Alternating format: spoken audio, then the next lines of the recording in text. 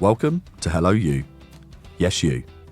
The podcast that opens up the full spectrum of mental health like never before. We're not here to skim the surface. We go deep into every corner of the human experience.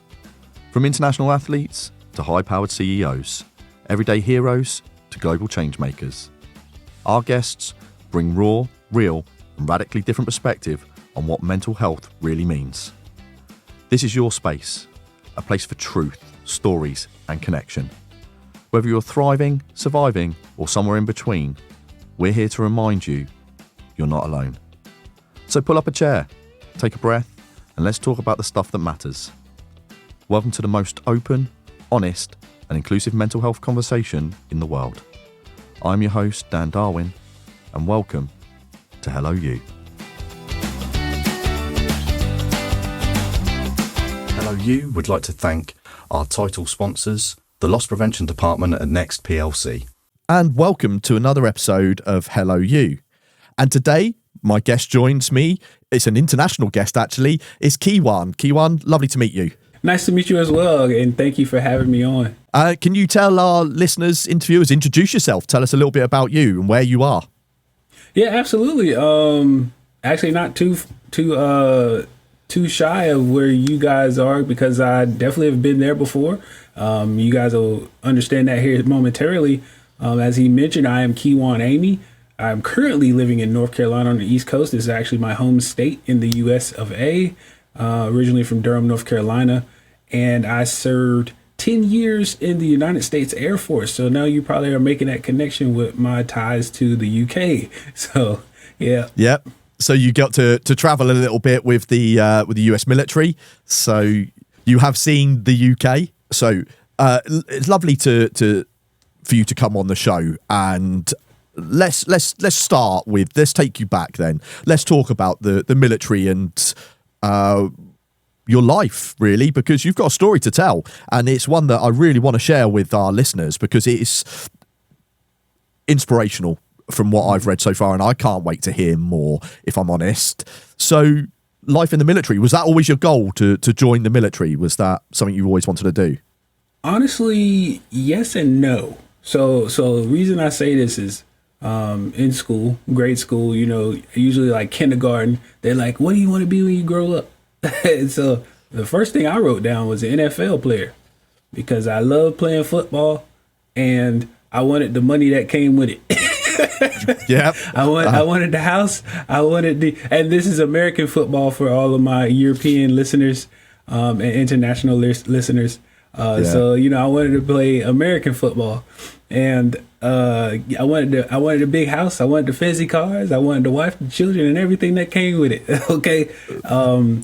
But they looked at me and they said, okay, well, if that doesn't work, then what's next? I said, wait a minute, I don't want nothing else. But I still had to put something down on the paper. And interestingly enough, I did put the military. But at that time, all I knew about was the Army, because that's one of the main branches that they advertise here on television, is the Army. And then the next would probably be the Navy. You don't really see too many Air Force commercials. I'll tell you that right now.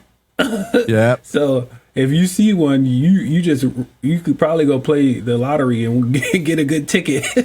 Which is really strange, because obviously Band of Brothers was all about the 101st Airborne, and you would think that would really have pushed that side of the military, would it not? But obviously it wasn't for you. What sort of age was this as well? I think the 101st is Army, if I'm not mistaken. So were they? Yeah, I think Band of Brothers was it. They were the first parachute regiment of the Army, I guess. So yeah. But what sort of age was this then, Kijaun? What age were you there? When I was thinking about what I wanted to be. What is kindergarten? So yes. That's for me. That's age 5. Okay, so what we call like our school starters, really, at 5. Yes, that's the first grade, like, of initial grade school. So yeah, and I'm going to touch on this, so because obviously American football, we call it football here, but you would call ours soccer. American football's a lot different, although America consumed by soccer World Cup fever at the moment. So, but in American football, what was your position? What position did you want to play? I think it might be easier for me to say which one I didn't. Okay. So. No, but honestly, the last position I'll say I played before my accident, because I was actually playing all the way up until my accident, that we'll get into here soon. Yeah. And that was the age of 25. Okay. I was playing strong safety. And so that's on the defensive side of the ball. And usually that's a player that's closer or would play closer to the line of scrimmage versus the free safety. He usually is further back and roaming around a little bit more.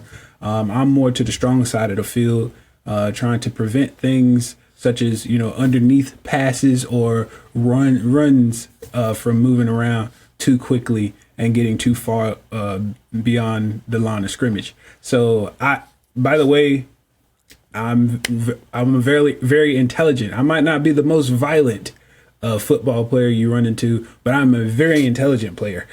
So I will look at your formation and how you guys are lined up and be able to tell what you're about to do before you can do it. So you read the game well. Yeah. Yes. I've actually done it before, and my coach was getting very upset at me because it was a long and quick story, a long down and distance that they had to get. It was like third down, and you only get 4 downs to get to a first.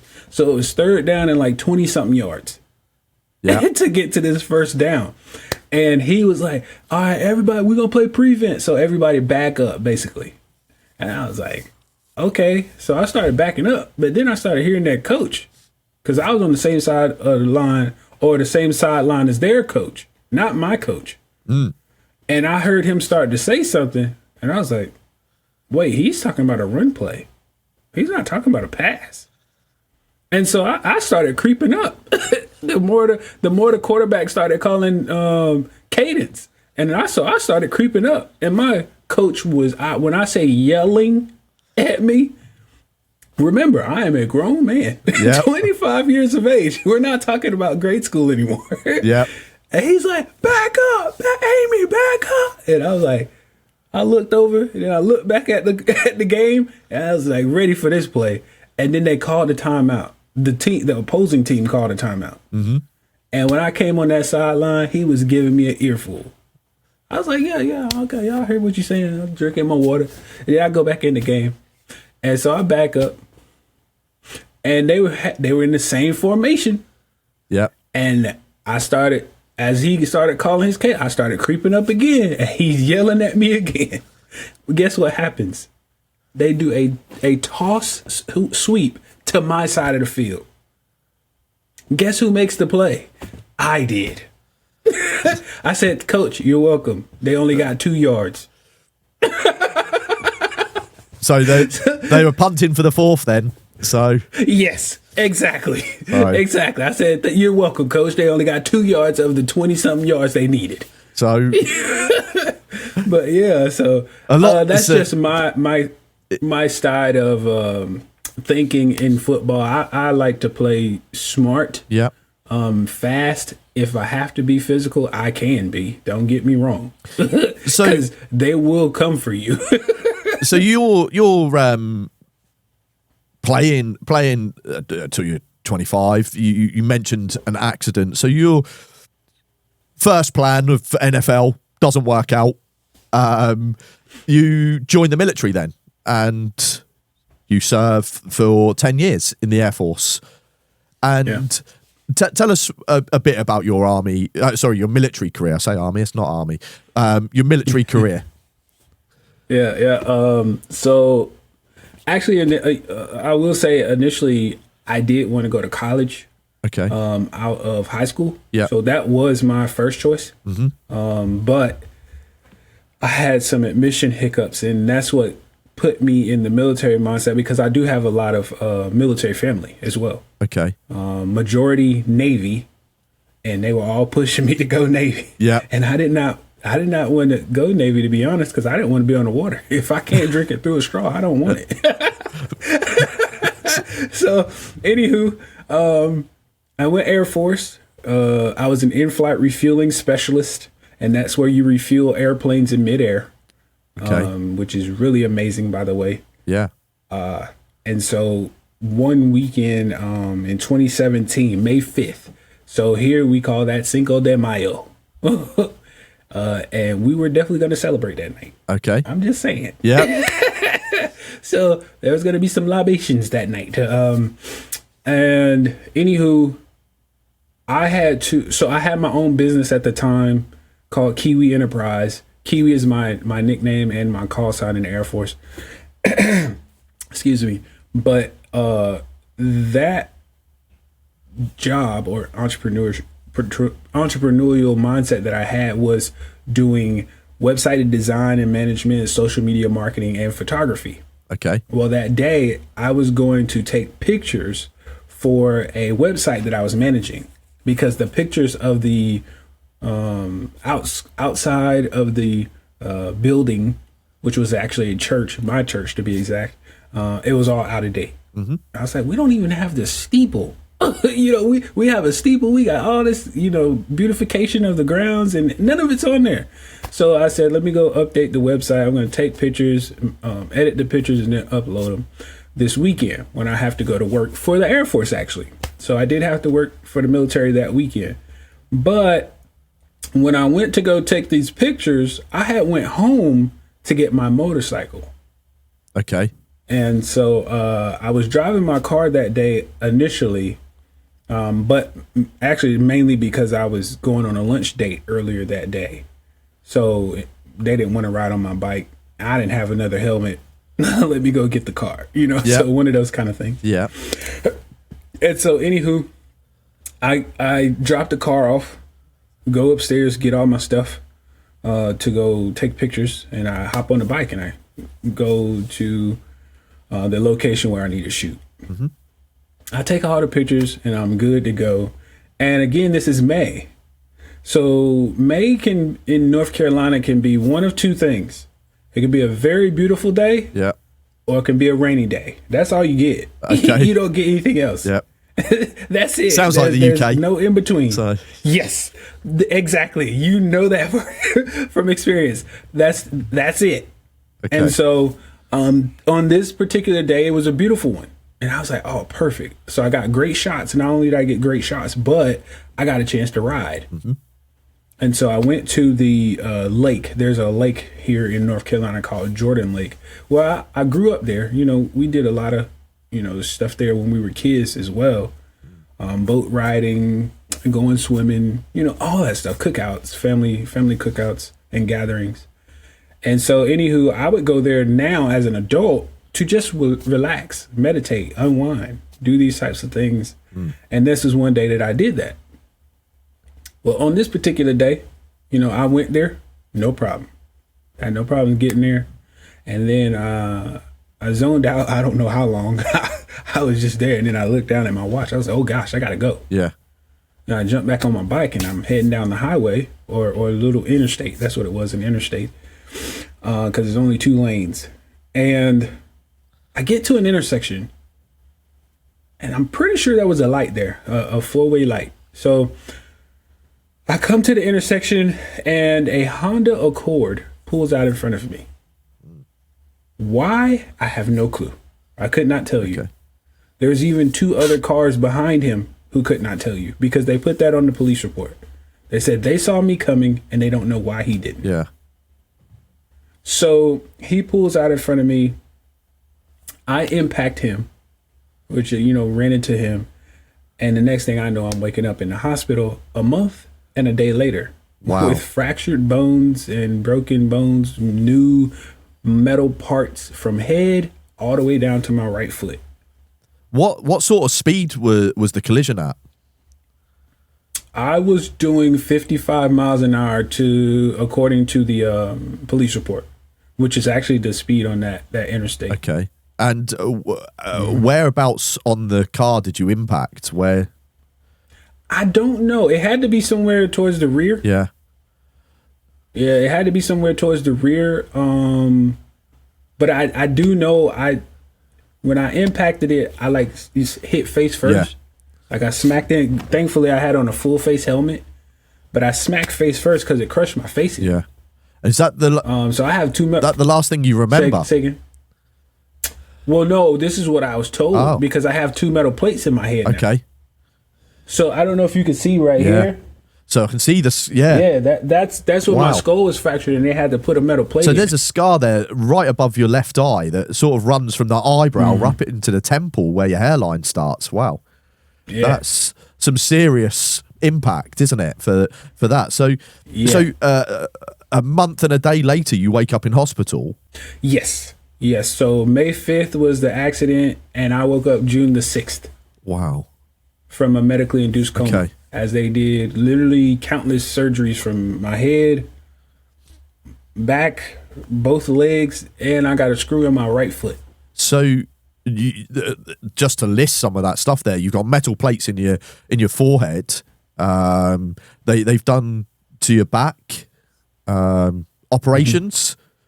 Yes. And then you've had to have plates inserted in your legs and arms because the bones were so badly. My arms are fine. The legs have titanium rods. Okay, where the bones were so badly shattered. Yeah, they had to remove them and replace them with titanium rods. My right femur was completely snapped. Yeah, snapped in half. So, and that's the hardest bone to break in your body. So that just tells you how bad the impact was. Lucky to survive it, I guess. That's an understatement. Yeah. So tell me, what's going through your mind when you first come round in hospital? I'll be honest. The first thing that came to my mind was, who are these people in my room? Because I literally thought I was in my bedroom sleep. Okay.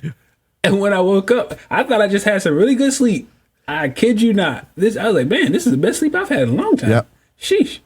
And then I'm listening. I'm like, wait a minute. Why are there people in my room? And so I listened to the voices, and one was one of my ex-girlfriends now, but she was my girlfriend at the time. I said, okay, I know why she would be here, but what the heck is my mom doing in my room? It was one of those things. You don't wake up in the morning, you just all bright-eyed and bushy-tailed, ready for your mother to see you. So I was like, why is she in here? So that kind of triggered me a little bit to figure out, okay, something's got to be off. Something's off here. What's going on? And so I'm just laying there listening to my surroundings, and they were having a conversation. And crazily enough, it was about the motorcycle accident. I had no clue they were talking about me because they never once mentioned me. Okay. They were just saying someone got in it. And I'm like, you guys are terrible storytellers. You guys don't name drop or anything. And so anyway, I'm listening and trying to figure out who it is, and I can't do it because, again, they're not saying names and hitting at anybody in particular. And so I finally go to open my eyes because I'm like, okay, I'm done playing possum.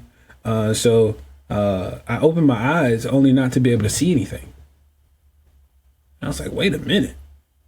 And so then I blinked really hard and I reopened my eyes. I said, okay, this right here is not funny.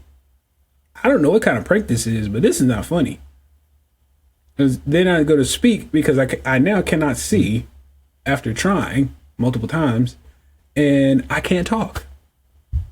I said, okay, this is a nightmare on Elm Street because I had broken my jaw and they wired it shut. Wow. Okay. So I can't even imagine opening my eyes and not being able to see. Was there a period of time where you thought, are my eyes actually open? Am I dreaming? Or, and was there a realization that suddenly they were talking about you and the motorbike accident? Well, when I did the multiple times of trying to, open my eyes, that was where I was like, okay, yeah, no, this right here, this is not cool. A dream is one thing, but this is just not cool. And I knew it wasn't a dream because of the situation that was going on around me. It was too vivid. You know what I mean? So I was like, okay, yeah, this can't be a dream because I can't move fast forward through any of it. Yeah. And I'm not waking up from it. So I was like, this is definitely not a dream, but I wanted it to be one, Yeah. And especially after not being able to see or talk at that time, when they started seeing me, move around, they were like, "Oh, wait, he's awake." And they came to my bedside and they're like, "What's wrong? What's wrong?" I'm like, "What's wrong? That's like the worst question you could ever ask." That's the worst question you could ever ask.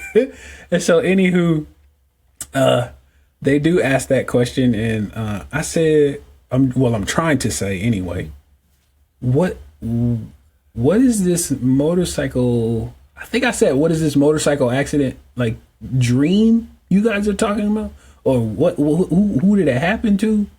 And I'm trying to say that, but she is not able to understand me. And so she brings me over a notepad and a pen, and I'm looking at her like, "What do you want me to do with this?" I can't see a thing, and I feel like you know that already. so how did you, at that point they're handing you stuff? Are you feeling it and thinking, well, what can I do? Well, so I looked at her and I gestured. I'm like, "What am I supposed to do with this?" Yeah. And she was like, just write. And I'm like, "How?" And she's like, "You've been doing it." And I'm like, "I just woke up. What do you mean?" So apparently my subconscious had been working. It had been operating. But I know nothing about it. People have been telling me all kinds of stories about what I had been doing. And they're not all good. Okay. Trust me, they are not all good. Whilst in the hospital? Yes. Yeah, I had been fighting some nurses and stuff like that because of shots that they were administering and things of that nature.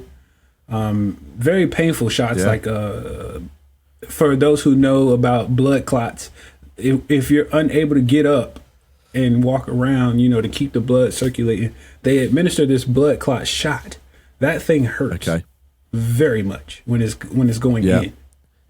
Not the needle, but the actual fluid that's coming in.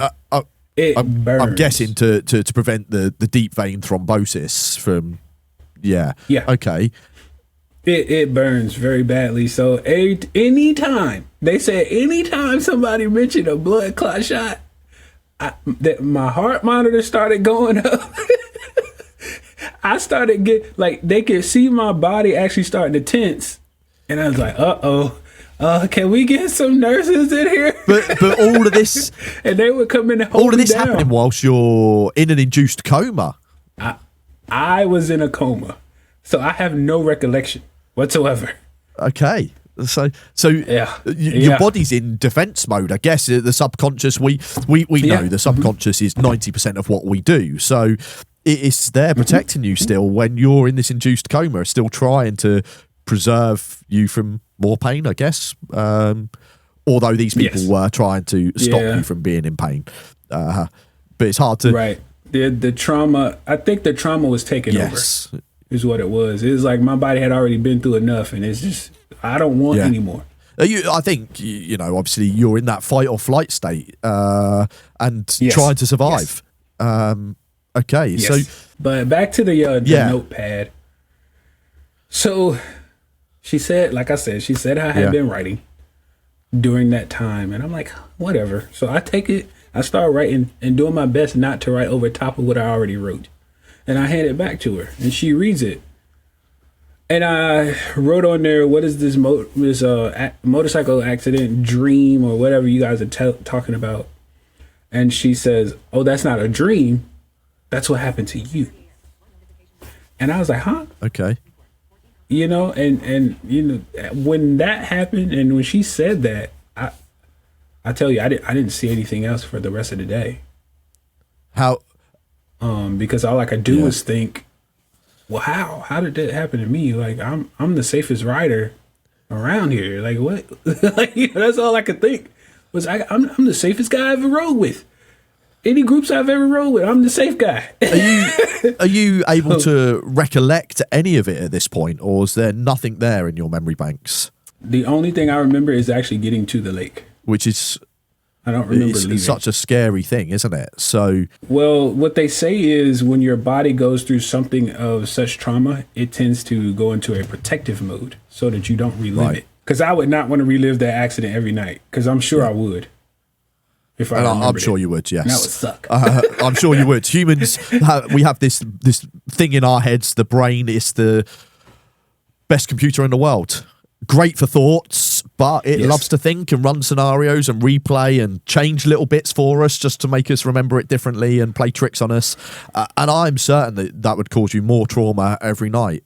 So yeah, maybe it is compartmentalized somewhere in there and locked away for your safety.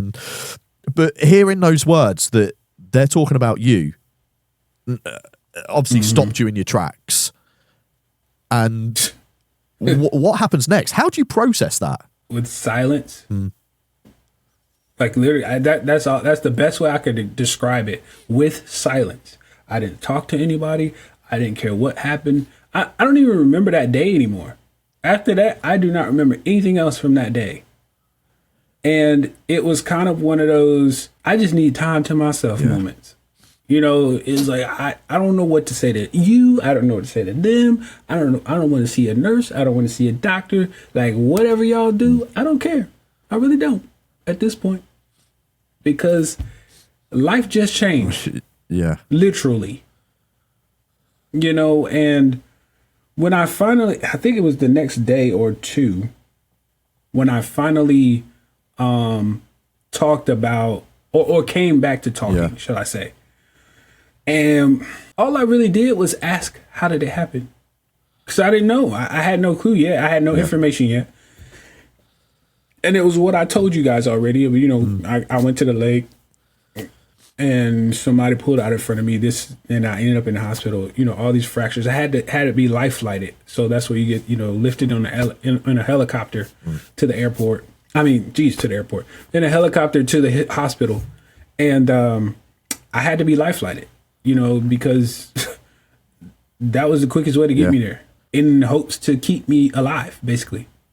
You know? So your whole recollection of the incident is built from police reports and family and friends. And can I ask, what was the outcome of the police side of it before we move into anything else? What do you mean? Yeah, was there any consequence for the Honda driver, or? You know, I honestly don't know. I have no clue, because I was trying to get myself together. You know what I mean?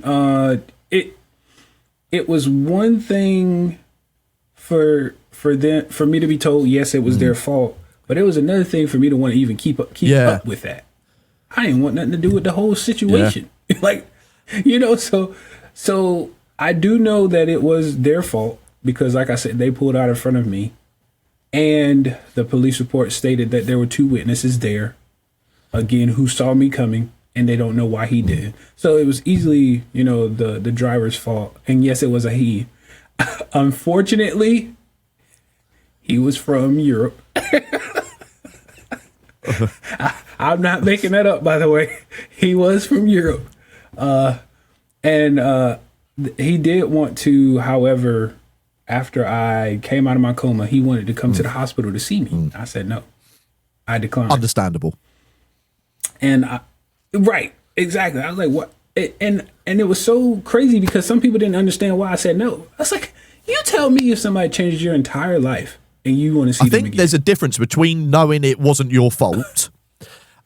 That will close a few doors for you in terms of, look, I was safe. If somebody else has caused this, not that it's any, not that it changes anything that you are having to go through now, but the other person coming to see you just to ease their conscience is what I would have seen it as. And that's why I say understandable. I would think that I would be very much like, look, I've got enough to deal with because of this person's error. I haven't got time to ease their conscience right now. That's not my priority. And so I can see that. I can see that. So look, you're in hospital. You've already been there a month and a day.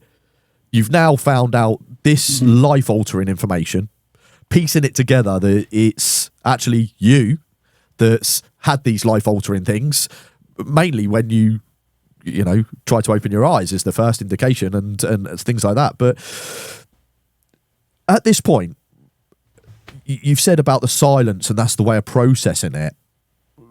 How do you face the next stage, which is got to be, I guess, recovery? Well, first off, because I believe in God, so after me and him had our argument of why the heck did you let this happen to me? So after me and him had our bouts, And he finally, settled me down and told me, if not you, then who? In a sense, is what it came down to. I'm like, but that don't make it okay. I still don't want it.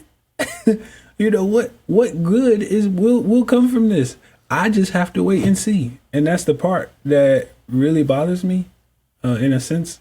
But hey, I keep it going. And the other part of it is I've been competing in sports since I was 5 years old.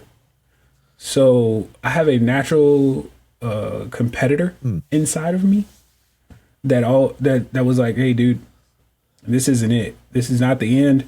We're gonna go to physical therapy. When I tell you I was trying to tear the gym apart, I literally almost broke one of the machines, the little tricep dip machine. I almost broke. It was like, ping! He was like, hey, calm down. I was like, hey, man, I haven't been on weights in a while. I'm ready to get back in the gym. And everybody looked over there. They're like, hey, are you okay? I was like, oh, yeah, I'm just working out. It sounds like, obviously, your faith gives you a lot of hope to carry on moving forward. Yeah. Can I ask you a question here, though? It's two questions, really. What was the hardest truth to accept after waking up in that hospital bed? And during your darkest times, what was it that kept you going? The hardest truth to accept was the fact that my sight may never come back. So I was in denial for a while. Me and family, we were in denial for a while. Some still are. Me personally, I've grown to accept it way more than they have. Just because I have this disability doesn't mean like it just left me out to dry. That's not what that means. And a lot of people misconstrue that. They think like, oh, he must have did something wrong, or oh, he must be a black sheep. No, it just means I have a journey to live now. I had 25 years of life with sight. Now let's see what the rest of these years are going to be like. Because I could just be like, well, this sucks, and I'm not going to do anything with my life. But as you see, that's not the case. And so that's what I did. And then, I'm sorry, what was your second question? Obviously, these sort of rebuilding recovery stuff, it comes with dark times. Mm-hmm. What keeps you going? Yes. What keeps you going? Very much so. As you can see behind me, there's some beautiful set of drums. I've been playing those since I was 7. So very passionate, drummer, musician. I also have a keyboard sitting right here too. Just started learning that when the pandemic hit because I was crazy bored out of my mind. So I started teaching myself initially, but now I'm taking lessons. That things like that, something to ease my mind and kind of take me off into a whole different world. Traveling used to be it. I mean, I still do travel, don't get me wrong, but when I say travel, I mean like with the military. That was way more frequent than I do now because I have to pay for it. There's always a blocker. Yeah. I have to pay for it now. Right. I have to pay for it now, so I can't just jump on somebody else's plane and go anymore like I used to. But those days were dark, and even in my book, Don't Focus on Why Me, I talk about it. I talk about the depression. I talk about the suicidal thoughts, and recently I guess maybe 2 or 3 months ago, I was just in a really dark funk as well. It comes and goes, and with so much turmoil that happens is whether you let the negativity feed in or if you can block it out. But it's been so much. It's almost like, I can't. It's like a fire hose and you're trying to block it off with a piece of paper. A piece of paper is not going to beat that fire hose. I'm going to tell you that right now. I've been sprayed in the face by a fire hose and it is not fun. Luckily, it was from a distance. I know all too well the suicidal thoughts, from my own suicide attempt, and the reason why I do this now is the same reason as I'm guessing you're telling your story. It's the same thing. Is whether it's because we've been chosen to survive and to give other people that hope and resilience. That's what we're here for now, and I truly believe that. I believe that. Right. Sometimes that we are chosen for a greater path, and sometimes that comes with the turmoil, the trauma, the pain, because how can you help others if you've not experienced it yourself? And sometimes it doesn't seem fair, right, that we've had to have this pain, whether it be physical, emotional. It doesn't seem fair, and I guess that's correct. Life isn't fair. But I think that it is something that you have to be then passionate about and say, well, how do I use this in a positive way? And I'm going to ask you that then. I'm going to say to you, how did you reframe this? And did the military mindset help you when you were going through this recovery? Yes. And mainly because it built upon the resilience that I already had growing up as a child, because I didn't grow up with the best of the best. It eventually got better. I'll say that. Like, I didn't always grow up in the poverty, but it eventually got better. And I understood what resilience was before I went into the military, but I really understood it when I got in there. Because they take you through some stuff, okay? And especially, basic training or boot camp, as some call it. That is the initial, almost like, so if you put it in the mindset of when a baby is first born and they cut the umbilical cord, now it's no longer relying on mom. It has to operate on its own now. That's what happens when you get snatched from, for example, me. I'm leaving Durham, North Carolina to now go into the Air Force, which their basic training is in Texas. They had to cut that umbilical cord, and I had to fly from North Carolina to now Texas and be there for the next 2 months. And when they saw me again, I did not look like that same North Carolinian that was just graduating high school. I looked like a United States airman. Went away a boy and came back a man. And so, hey, listen, they actually said they did not recognize me. Because I was trying. So when you graduate from basic training, you cannot move until one of your family members or friends taps you on the shoulder. You cannot move. You can't look around to see where they are, wave them, flag them down. No, you can't move. Yeah. Until they touch you. So I'm sitting there. I mean, everybody around me is getting tapped, and I'm just waiting on my moment just so I can smile. Because I can't smile, I can't blink. I can blink, but I can't look around, nothing. And I'm like, Jesus, did they forget about me? And then they finally tapped me, and I'm like, God, I didn't think y'all were ever going to find me. What the heck? They were like, honestly, we couldn't. I was like, what do you mean you couldn't? They was like, you look different.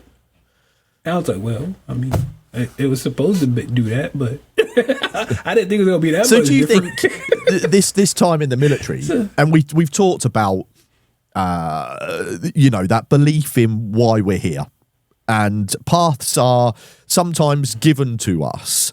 Do you think the military was your path to build this resilience, to change you as a person, to prepare you for what was to come? I'll put it this way. Everything happens for a reason. There's a reason I did not go to college.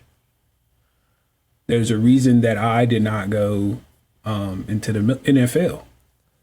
There was a reason that, I was not in corporate America at the time. Because I don't think those landscapes, maybe the NFL, but I don't think those landscapes would have prepared me as much as the military did. We did resilience training every year in the military. There's actual training you have to go through in the military every single year, annually. Sometimes semi-annually, depending on whether you have to deploy or not. So if I'm doing that in the military, and whereas I would have went to any of those other pathways, I never would have had that training to prepare me for what's going on now.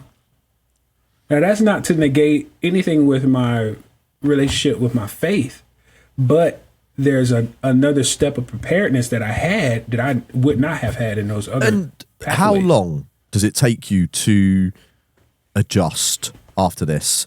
Because obviously you've had, even if we just talk about the physical trauma, back, legs, plates in your head, how long's that take to readjust? Because I'm guessing a month in bed is going to do some muscle wastage as well on top of that. For someone like yourself, who you've admittedly said, I'm active, I love my sports, I love, so how long's that take, and what process is that on top of having no sight? Yeah, that's a loaded question. I went from playing football, playing strong safety at 190 pounds. I would say probably my heaviest weight was 190 pounds, to being in that bed for a month with all those surgeries, probably dropping down to maybe 150. For us in So Europe, I lost probably 40 pounds. what's that in kilos? 88, I 90 don't know the kilos, I conversion. think. Yeah, so and you're dropping somewhere around there, yeah. What to about 75, 70 kilos. Wow. Yeah, dropping quite a bit. So, probably more around 70, 72-ish kilos. But yeah, anywho, that's because I was bedridden. I wasn't moving for a whole month. They were moving me. And then I'm getting cut on. You're losing when you get cut. As soon as they open you up, nothing works the same anymore. I don't care what it is. It could be the smallest incision on you. As soon as they breach that skin and tear it open, it does not work the same anymore. So everywhere I've been cut, which is a lot of places, it does not operate the same anymore. So literally from ear across the top of my head is a cut. I have an incision where they had to come into my face and make some cosmetic changes with the installing of the metal plates and stuff. I think one is at the roof of my mouth to kind of push it back out when it was crushed in as well. Had to get my eyelid repaired, and then my spine. I also had tracheotomy. But with my spine, I am medically infused with 2 rods and 12 screws from L4 to T2. For those who don't understand that, I need y'all to go look, just put up a spinal cord chart and look at the numbers position, because it'll be up there. It'll say L4, L2, all those numbers will be up there. But L4 to T2, and you'll see how long my scar is. That sucker, and I'm 6'1", so that scar is long. As I say, it's about 3/4 of your back, isn't it? Yeah, it's about a foot long, and I feel it every now and then. I'm like, God, that's a long scar. Yeah, and trust me, I notice it. I notice it right now with me just sitting here in this chair. My back gets tight, it gets stiff, and it wants to just relax. Hey, dude, I want to lay down. Is the recovery ongoing? Is it always? It's kind of a ongoing thing for me. Also because, as you can see, I'm not a small guy anymore either. So because I lift weights now, so I've bulked up to 240 pounds.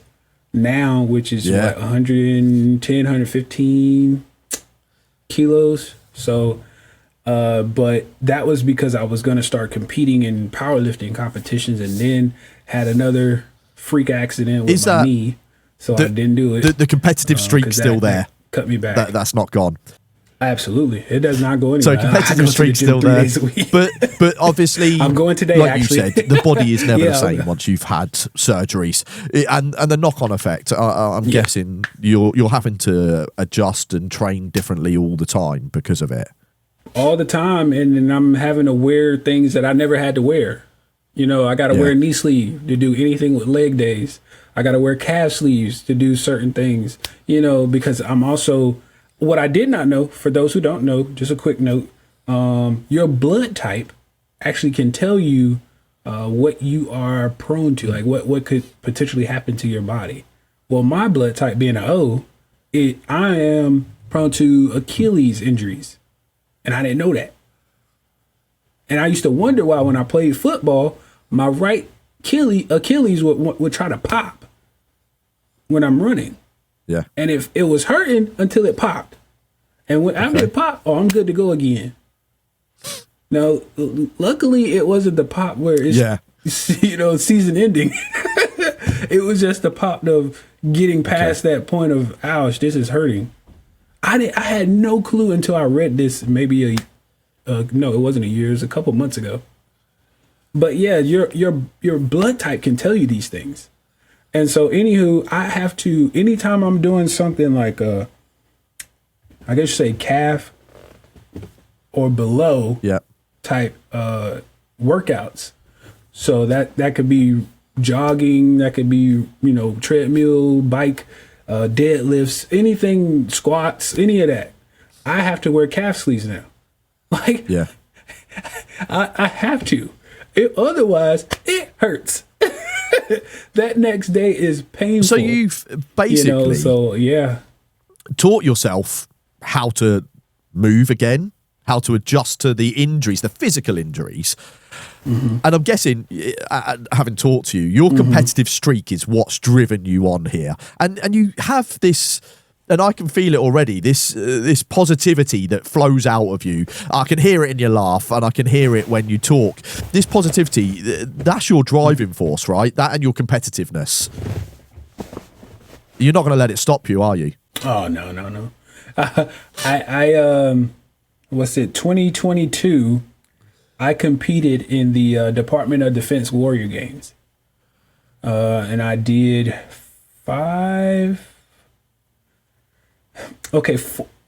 four sports, but 5 medals. I won 5 medals. So the 4 sports were rowing, but rowing had 2 tiers you could, or 2 competitions you could compete in. The 1 minute row and the 4 minute. And whoever gets the furthest, you know, wins whatever. Well, I medaled in both the 1 and the 4 minute. So I got 2 medals there. Then I got shot put and discus. I medaled in both of those, and tandem cycling. You really don't let anything stop you, which is inspirational. For the fact that you've had a life-changing, life-altering motorcycle crash, you know, that is enough to stop a person.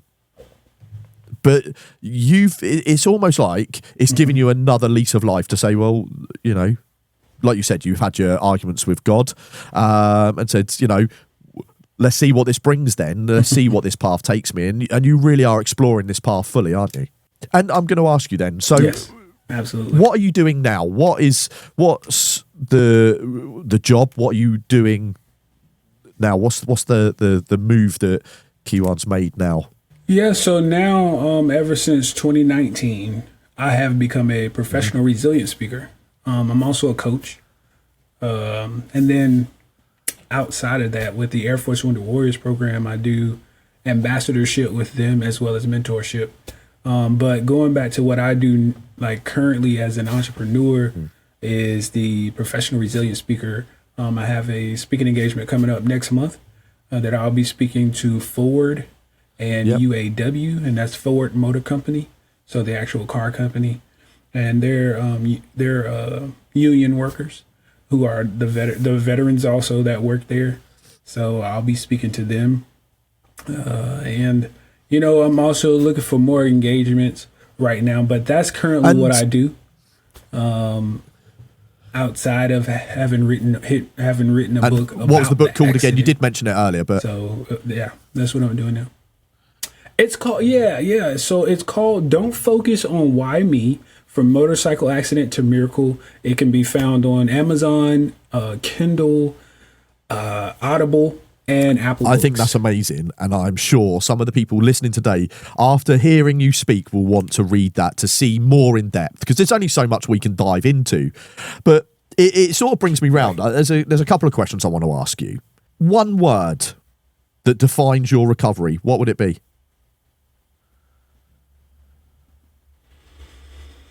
Determination. Yeah. And you are determination. You are living, breathing determination. From me sitting across from watching you, this is, and I'm going to ask you. Your story for me proves that life can change in an instant. And if anyone is listening to this today, and they're facing their own dark chapter right now, what would you have wanted to hear from someone who's lived it and come out the other side? Oh man, so there is a TV show, of course, very popular in the U.S. Not sure how popular it is around the world, but it's called The Fresh Prince of Bel-Air. It was created back in the 90s, of course. And in one of the episodes in the first season of this show, one of the episodes at the very end, there was a young man who was playing a character by the name of Marcus Stokes. And he was hoping, of course, go from high school to college and play basketball and hopefully maybe to the NBA. But, Will Smith, of course, in that show was let him win the game. Like he let him score on him and win the game because there was a college scout in the stands. And the guy confronted him at the end of the show. He said, "Why did you let me go around you?" And it was kind of like a pity moment. Like Will gave him pity because he found out that he had a son. Now remember, he's in high school and he has a son already. And Will found out he had a son. And he was like, "Yeah, man, you better give your kid whatever you want when you get older, the stuff like that, blah, blah, blah." And he said, "Wait a minute. So you think I'm relying on this to make me?" He said, "No, my brother. You've been watching too many made-for-TV movies." He said, "I'm not depending on my basketball. That's not the only thing that I'm depending on. I'm depending on my mind." He said, my situation does not define who I am. I define who I am." And when I heard him state that quote, it stuck with me ever since.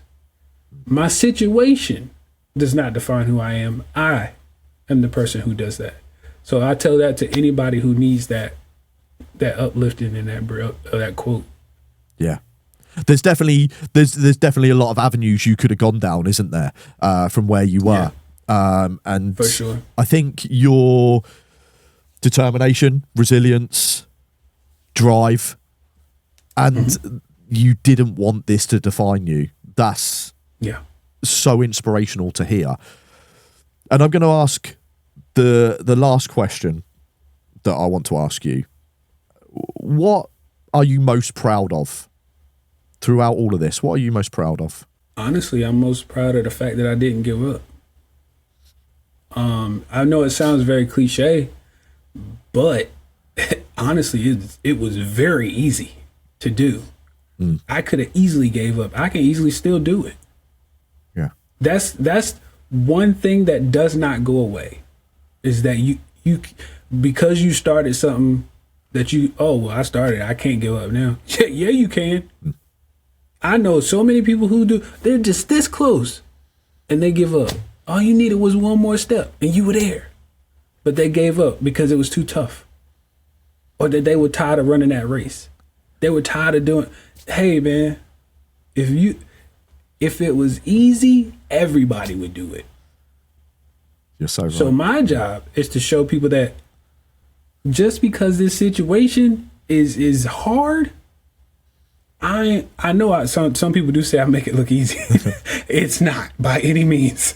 It's not easy by any means. But what I did do is challenge myself to take on what is new. and learn. That's the biggest thing that I tell people too. I make myself learn new things, because when we get complacent, that just causes headaches for everybody, honestly. I think, do you know what? I've loved listening to your story. Not just the story, because the story has got powerful impact, but you as a person are unbelievable. And I think, look, if anyone's listening to this today and they need to see that, don't let what's going on define who you are. If we work hard enough and we don't give up, we will always achieve, because humans are a lot more resilient than we believe we are. We do give up too easy. And I think your story will show people, just keep going, keep going. You will get there. You will get there and you will fulfill your purpose, whatever that may be. And I've truly loved listening to this and talking to you, because I think you're infectious. Honestly, the humour that you use is a credit, because we do use humour as a defence mechanism. But for you, it just gives your whole personality, and it just shows who you are. And I have no doubt that you are going to carry on inspiring lots of other people. That was your purpose to do. I truly believe that. Yes. I truly believe that. And look, if I may, can I call you Kiwi? So yeah, absolutely. It's been a pleasure to speak to you, man. Honestly. And I appreciate it likewise. Thank you so much for coming on the show. It's been a pleasure to have you. Yes, sir. And that brings to the end another episode of Hello You. And this truly inspiring story, if it moved you, you resonated, or if it just helped you through a difficult day, please like, share and subscribe to all of our channels. Thank you for listening. Thanks for being here, and thanks for being you. This was Hello You, where real conversations create real change. If today's episode moved you, challenged you, or simply made you feel seen, then share it, talk about it, and be part of the ripple. And remember, no matter where you are or what you're facing, you're never alone in this. We're building something together, and there's always room for you. I'm Dan Darwin, and until next time, be kind to your mind, be kind to yourself, and hello, you.